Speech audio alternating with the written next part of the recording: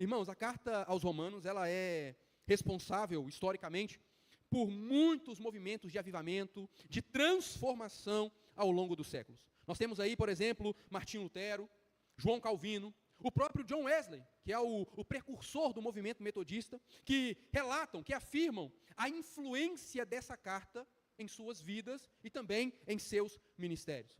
Quando homens e mulheres eles se deparam com os relatos de Paulo aqui nessa carta, eles são tocados, eles são incomodados, eles são despertados. John Wesley vai dizer isso claramente, que antes daquele momento em que ele chega naquela reunião sem vontade alguma, e ouve a leitura do prefácio à carta de Romanos, escrita por Lutero, ele diz que antes a sua vida era um lugar de temor, de insegurança, de medo, seu ministério era infrutífero. Ele viaja para pregar, para converter homens e mulheres, ele fala assim, eu chego lá e ninguém se converte. No meio da viagem, uma tempestade assola o barco, e ele olha os cristãos morávios cantando, louvando a Deus, e ele se depara com uma grande inconsistência na sua fé. Ele diz assim que ele deveria estar ali louvando, adorando, mas na verdade ele percebe que ele estava com medo da morte, porque ele estava inseguro da sua salvação, ele estava inseguro daquilo que ele havia realizado até aquele tempo. Ele viaja para converter os povos indígenas, outras tribos em outros lugares, e ele fala assim, lá eu percebo que quem precisava ser convertido era eu. Até o momento então que ele se depara com os relatos dessa carta, onde Paulo apresenta os pilares da justificação que acontece pela fé e a graça poderosa de Deus que é derramada para a salvação dos pecadores. E ali então, a sua mente é iluminada e o seu coração é aquecido.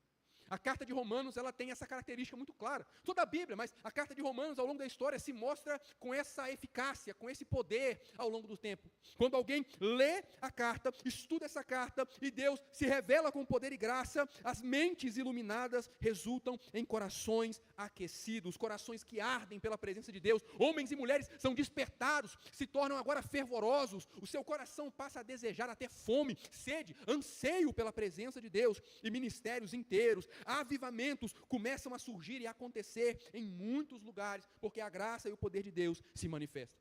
Em Romanos 12, Paulo está falando um pouco sobre isso, e ele fala que isso é resultado de uma mente transformada, de uma mente renovada, para que o cristão então tenha uma vida espiritual saudável, frutífera e transformada.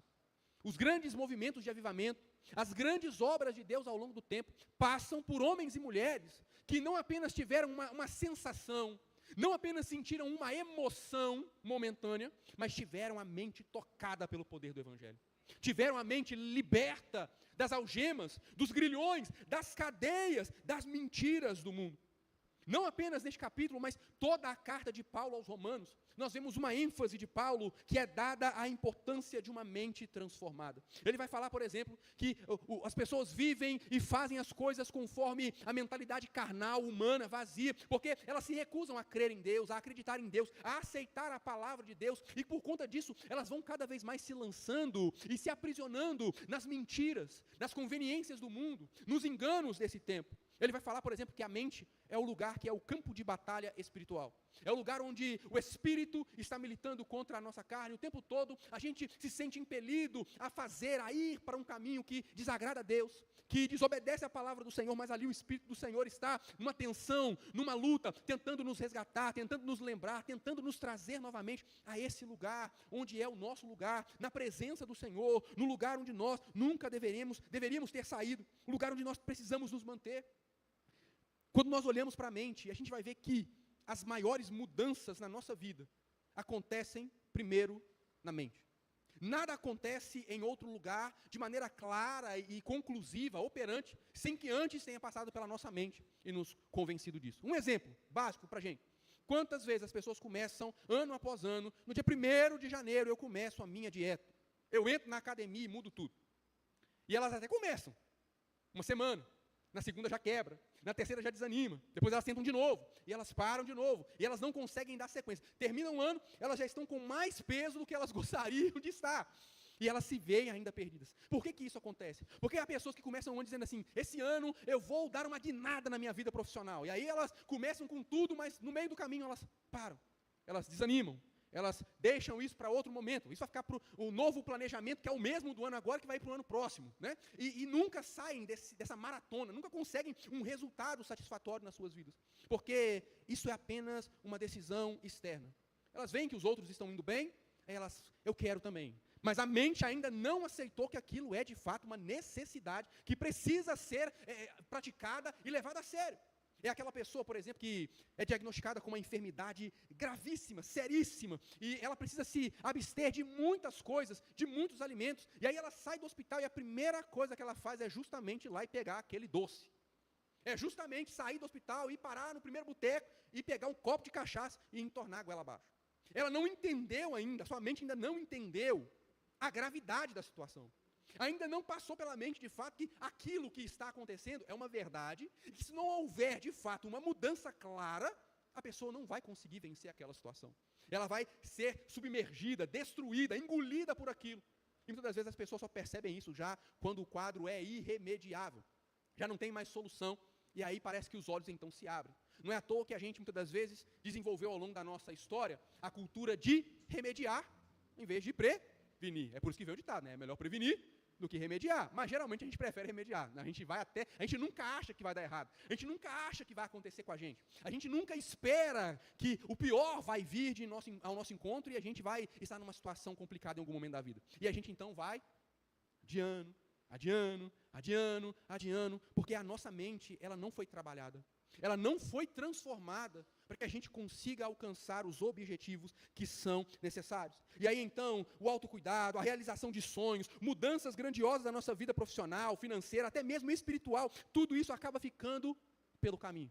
Ano após ano, dia após dia, tempo após tempo, porque a nossa mente ainda não foi reprogramada para entender a urgência daquilo que nós devemos fazer e buscar na nossa vida. A gente sempre começa, mas para, porque é apenas exterior, não é interior. A gente é movido pelo que a gente vê. A gente vê o outro com um carro novo, e esse ano agora eu vou mudar minha vida, porque eu quero um carro novo também. Fulano emagreceu, tá uma beleza, esse ano eu quero também. Mas percebe, é um mover externo. Você olha aquilo, e aí você pega aquilo que você viu fora e fala, eu quero fazer. Aí você vai na marra, eu vou fazer. Não vai fazer, não vai dar certo. Você não vai conseguir, porque primeiro tem que começar lá dentro. É de dentro para fora. E é isso que Paulo ele está falando aqui de uma forma muito clara. Perceba bem que ele diz no verso 2, não imitem o comportamento e os costumes desse mundo. Ou seja, você está vendo o que o mundo está fazendo? É externo. Não tenta imitar, não tenta forçar a barra. Não. Mas pelo contrário, o que ele diz? Deixem. Se deixem. Ser transformados pela renovação da vossa mente. Que é uma ação de Deus. Ou seja, não é na força. É algo natural. É algo que flui. É uma transformação que passa na nossa mente e que nos torna conscientes de que nós precisamos ser trabalhados por Deus. Nós precisamos ser moldados e aperfeiçoados para a glória do Senhor. Deus, Ele quer nos curar. Ele está nos chamando. Ele quer nos transformar. E isso acontece de dentro para fora. Nós não podemos nos deixar ser moldados pelo que vem de fora. Nós devemos ser moldados na palavra por meio do Espírito que Deus nos outorgou, que Ele enviou e entregou a cada um de nós. E esse é o grande problema da igreja naquele tempo e ainda nos nossos dias. Nós vivemos dias em que as nossas ações, palavras, comportamentos ainda são resultado de uma mente que é influenciada pela forma do mundo. O que tem de crente, pensando, agindo, falando e vivendo como o mundo. É assustador. É assustador. Porque não há renovo sobre a igreja. Porque nós lutamos, andamos, insistimos, trabalhamos, e parece que as coisas às vezes não se resolvem. Porque a nossa mente ainda está presa, configurada a um padrão pecaminoso. A padrões que são completamente contrários àquilo que Deus, Ele deseja para nós. Nós, infelizmente, ainda continuamos presos, repetindo padrões que não são do reino de Deus, mas desse século, deste mundo. Ainda há muitas pessoas que são levadas por aspectos que são incompatíveis com aquilo que Deus determinou e colocou para nós por meio da sua palavra. E é por isso que Paulo, então, ele usa essa expressão para demonstrar a urgência, o desespero. Ele roga, ele diz assim, por isso, eu rogo-vos, irmãos, eu suplico a vocês, pelo amor de Deus, se entreguem a Deus para que a mente de vocês seja renovada. para que a mente de vocês seja completamente transformada, porque quando isso acontece, nós alcançamos então coisas maravilhosas no Senhor. E Paulo destaca aqui algumas delas, e eu quero refletir sobre elas nessa noite com você, nesse tempo em nome de Jesus. Quando a nossa mente é renovada, nós passamos a viver totalmente dedicados a Deus. Paulo começa dizendo isso. Rogo-vos, irmãos, em nome de Jesus, por amor de Deus, por tudo aquilo que Ele fez por vocês, que vocês se apresentem a Deus como um sacrifício santo, vivo e agradável. Que vocês vivam para Deus. Não apenas no culto, não apenas no templo, na celebração, onde todos se reúnem, não, mas que a vida de vocês seja dedicada totalmente a Deus. E quando a nossa mente é renovada, é transformada, a gente consegue fazer isso. Porque quando ela não é, isso parece loucura. Que negócio é esse? De viver totalmente, integralmente para Deus? Isso é uma loucura, isso não cabe no mundo em que nós vivemos. É por isso que ele está dizendo claramente, não vai no que o mundo diz, é na contramão dele. É o oposto, não é a forma do mundo, a forma é diferente. E é na forma de Deus que vocês devem caminhar. A mente de vocês deve ser trabalhada, preparada para caminhar não segundo o que o mundo diz, mas segundo as vontades estabelecidas por Deus, por meio da sua palavra que Ele revela a vocês. A nossa vida, ela passa a ser uma expressão de adoração constante ao Senhor, verdadeiramente um sacrifício vivo. Repare bem que ele usa essa expressão para deixar claro, é uma linguagem aqui para confrontar, porque quando você fala de sacrifício, o que aquele povo pensa? Algo morto. Tem que pegar um cordeiro, lindo, perfeito, puro, uma pomba e matar. Paulo não está falando disso mais. Você não vai passar isso para outro. Você agora precisa viver uma vida de sacrifício, se entregar. É um sacrifício vivo. Agora você anda, você vive, você respira, você fala, você vive para o Senhor, seu Deus. E deve ser agradável. O seu modo de viver deve ser agradável a Ele. Não ao mundo, mas a Ele. Porque é para Ele que você vive. Lembra de tudo o que Ele fez por você. E agora se entregue a Ele, para que a sua vida possa honrá-lo, louvá-lo e bendizê-lo. E isso vai resultar em quê? Bom, dedicação dos nossos dons para a edificação da igreja e a glorificação de Deus. Paulo vai falar sobre isso lá. Ele vai falar, olha lá, Deus em sua graça concedeu diferentes dons, portanto, se você tiver capacidade de profetizar, faça-o de acordo com a proporção de fé que você recebeu. Se tem o dom de servir, sirva com dedicação. Se você for mestre, ensine bem. Se o seu dom consistir em encorajar pessoas, encoraje-as. Se for o seu dom contribuir, dê com generosidade. Se for exercer liderança, lidere de forma responsável, e se for demonstrar misericórdia, pratique com alegria. Ou seja, a minha vida, os meus dons, os meus talentos, tudo isso é colocado agora à disposição de Deus. E ele vai dizer mais lá, ele vai falar sobre o abandono daquilo que é mal e a prática daquilo que é bom. Ele vai falar sobre a dedicação no trabalho para o Senhor, sobre paciência nas dificuldades e sobre vida constante de oração, sobre responder o mal com o bem, sobre fazer o oposto daquilo que se espera dentro de uma lógica de um mundo secular, perdido e longe de Deus. Nós entendemos que a nossa vida não diz respeito mais a nós. E não diz respeito mais a um padrão que busca agradar um mundo caído, mas busca agradar a Deus. E isso só acontece quando a nossa mente é tocada pelo poder do Evangelho. Quando a nossa mente é transformada. Quando ela é reconfigurada ao padrão de fábrica original que Deus fez lá no Éden. Porque o pecado tenta nos levar para longe disso. O pecado tenta nos levar a viver uma vida egoísta, atendendo e satisfazendo apenas a gente mesmo, as nossas vontades e paixões. Mas uma mente transformada busca agradar a Deus, busca viver para Deus, busca louvar o nome do Senhor, ser um sacrifício vivo e agradável, santo a Ele, porque Ele é digno, porque Ele é merecedor. Nós precisamos de homens e mulheres cuja mente transformada foram levados a viver uma vida para Deus. Não apenas nos bancos da igreja, não apenas nas áreas do culto, nos anexos, nas salas, nas dependências, não, mas lá fora no mundo, no trabalho, nas faculdades, nas escolas, nas ruas, nos negócios, nas coisas mais básicas e simples da vida, homens e mulheres que vivem para Deus, em nome de Jesus. A segunda coisa que Paulo, ele fala, é que quando a nossa mente ela é renovada, nós passamos a experimentar a boa, perfeita e agradável vontade de Deus. E entenda bem isso só é possível com a mente transformada. Porque quando a gente está com Deus, vou até beber água para falar. Quando a gente está com Deus, o que mais acontece é as coisas saírem o contrário daquilo que a gente quer, do que a gente espera. E para você entender que essa vontade de Deus é boa, perfeita e agradável, não acontece se a sua mente não for transformada. Porque a gente é configurado para ser mimado. A gente quer conforto. A gente quer carinho. A gente quer sim toda hora. Você quer ver a coisa mais absurda que você tem? É você pegar uma criança de 3, 4, 5 anos e fala não para ela. Rapaz, o negócio pega fogo. Parece que tem 30 anos, cresce assim em 5 segundos. É uma coisa extraordinária. Porque não quer receber não. A gente não gosta de ouvir não. A gente quer as coisas do nosso jeito, da nossa maneira, quando a gente quer, do jeito que a gente quer, no formatinho exato, perfeito. A gente quer ser embalado e carregado no colo, gente. É a coisa mais linda que tem. E o que Deus ele nos ensina é que Ele é Pai. E que nós somos filhos. Mas Ele não está aqui para mimar filho. E às vezes, as coisas que nós vivenciamos e passamos na nossa vida, nos confrontam nisso.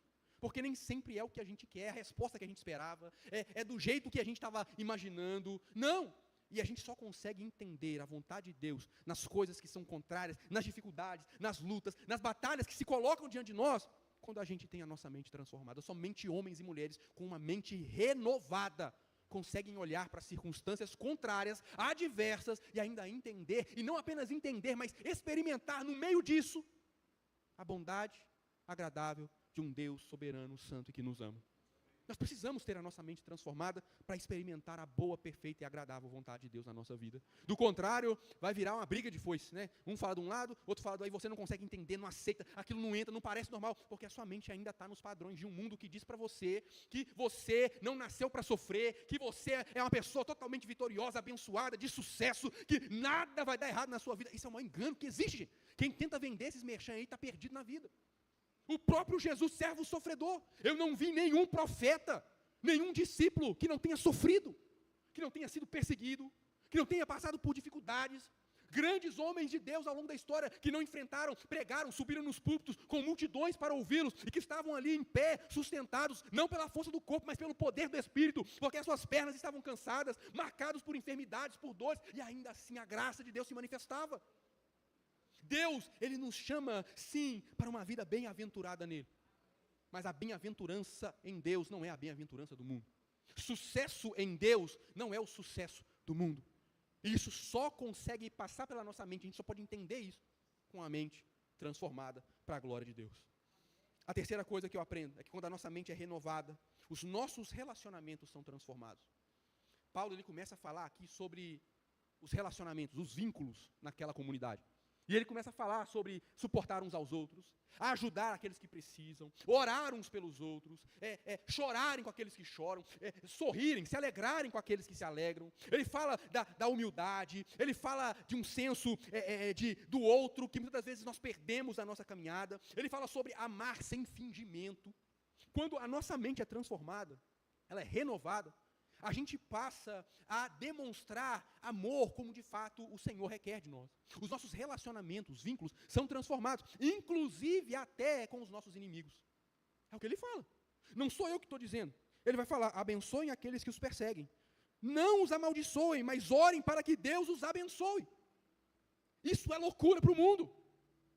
O mundo diz o contrário. Se fulano faz mal a você, faça mal a ele. Se ele te dá um chute na canela, devolva em dobro. Se alguém está tentando contra você, deseje o mal dessa pessoa. É o natural, é o que se espera, é o óbvio que nós temos no mundo. Mas quando a nossa mente é alcançada pelo poder do Evangelho e renovada, ela responde diferente. Ela passa a abençoar aqueles que amaldiçoam. Ela ora por eles. Ora para que Deus os alcance. Ora para que Deus derrame sobre eles graça, para que eles sejam transformados e vejam, seus olhos se abrem. Então eles possam também vivenciar essa perspectiva. Relacionamentos curados. Sabe por quê? Porque Paulo fala algo aqui que é interessante. Ele diz algo, isso passa por uma mudança de mente, que vem a partir de um entendimento muito claro. Com base na graça que recebi, verso 3, dou a cada um de vocês a seguinte advertência: não se considerem melhor do que realmente são. Uma avaliação sincera acerca de quem você é. Nem para mais e nem para menos. Porque tem gente também que é insuportável. Porque ninguém me ama, ninguém me quer, eu sou um traste.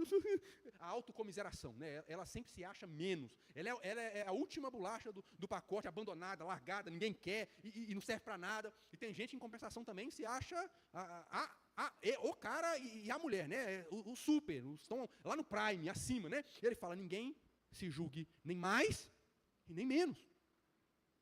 Da maneira correta. E aí quando você olha para você e entende isso, você passa a entender também o outro. E você passa a ver o outro de maneira diferente. Porque você entende quem você é. Você entende que você é nada sem Deus.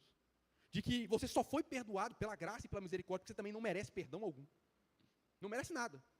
Ah, mas você não sabe o que fulano fez comigo. Eu não sei o que fulano fez contigo, mas eu sei o que nós fizemos contra Deus. Um Deus santo, perfeito, amoroso. E que tinha tudo para falar assim, eu não quero saber de vocês mais não, gente. Vocês resolvem para lá, vai todo mundo queimar para lá e eu vou seguir para cá, entendeu? Se eu quiser, eu crio tudo novo, de novo, e começo lá do zero. Mas não. Ele olhou para nós com graça, com misericórdia, com bondade, e ele demonstrou bondade, ele nos perdoou, ele nos trouxe para perto. E a gente ainda continua muitas das vezes ferindo ele, pecando contra ele. E ele continua nos perdoando. Olhe para você com esse olhar. Aí você vai conseguir ver como os seus relacionamentos vão ser transformados. Porque você vai entender que você não recebe o que você recebe porque você é bom. É pela graça. É pela misericórdia de Deus. Que nós somos perdoados, que nós somos amados, que nós somos sustentados. E isso muda. A gente passa a honrar as pessoas, a cuidar das pessoas, a zelar por elas, a nos preocuparmos, a amarmos, a orarmos mais, a chorarmos juntos, a nos alegrarmos, como nós fizemos aqui, choramos e nos alegramos ao mesmo momento, que o pastor Laércio aqui hoje, né? Olha só que momento foi esse, uma conquista, uma bênção e ao mesmo tempo uma dificuldade. A gente se alegra num momento, mas no mesmo momento também a gente se compadece. É a realidade da vida cristã, e é isso que nós vivenciamos. Quando a nossa mente é transformada, os nossos relacionamentos são completamente transformados para a glória de Deus. E eu encerro com uma última coisa para nós. Eu estou acabando, prometo.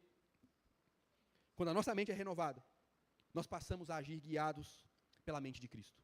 Paulo, quando ele escreve aos Coríntios, lá no capítulo 2, no verso 16, ele fala sobre isso. Ele fala que nós temos a mente de Cristo. E é essa a mente renovada que deve governar e guiar a nossa vida. A mente de Cristo. Isso é maravilhoso. Porque quando a gente olha todo o resto, a gente fala assim, é impossível. E eu concordo com você, é impossível.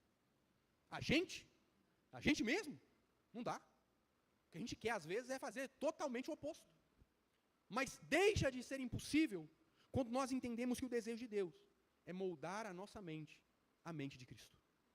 É nos capacitar para que as nossas palavras, ações, comportamentos não sejam o resultado de uma mente moldada pelo mundo, por esse século, pelo pecado, pela maldade, mas moldadas pela mente daquele que é todo santo, todo poderoso, grandioso, imutável, maravilhoso, lindo, aquele para o qual nada é impossível.